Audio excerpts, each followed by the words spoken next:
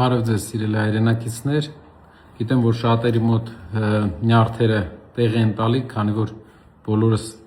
ամեն ինչ ներդրել ենք պայքարի համար, կուզեի մի քանի բան ասել, որի վրա հիմա աշխատում ենք, գնում է ձայների վերահաշվարկ, ձայների վերահաշվարկի արդյունքում կիմանանք Բարգավաճ Հայաստան կուսակցությունը մտնում է թե չէ,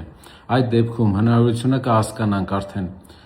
ազգային ժողովը արդեն հնարավորություն կունենա գլխավոր դատախազ եւ այլ պաշտոնյաներ ընդունելու ժամանակ ընդդիմությունը իր խոսքը ասի, որից հետո պարզ կլինի ազգային ժողովը կունենա գործիքակազմ դեմ կանգնելու, քանի որ այս անգամ իշխանությունը շատ մանդատներ է կորցրել դեմ կանգնելու ապօրինություններին, հիմնականում դատախազության հետ կապված եւ այլ մարմինների նշանակումներ պետք է արդեն հաստատեն դատարաններ, պետք է հաստատեն ազգային ժողովի հետ։ Սա ենք հիմա մենք սպասում, ԲՀԿ-ի տարբերակին ենք սպասում, որից հետո հանդես կգանք հայտարարությամբ։ Սիրելի հայրենակիցներ, իմացեք, որ ձեր հետաքրքրությունը մեր համար առաջնային է։ Մեր ընդհանուր հետաքրքրությունը մեր երկրի հանդեպ առաջնային է։ Եթե ընդդիմությունը, եթե մենք կարողացանք այնպես անենք, որ դատարանի նախագահները նշանակվելուց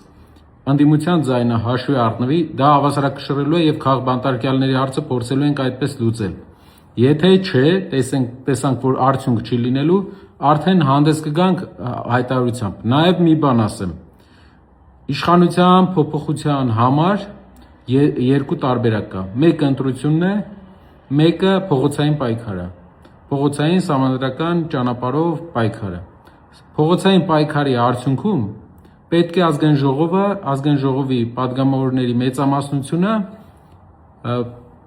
քվեարկի փոփոխության օգտին։ Այդտեղ մի հարց է։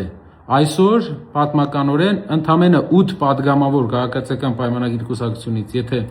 փոխի իր դիրքորոշումը, Փաշինյանը կորցնում է աթոռը։ Իհարկե, ընտրություններից հետո դա բարդ է, բայց Հայաստանի 5 տարվա ընթացքում մենք մեծ հնարավորություն կարող ենք տեսնել այդտեղ։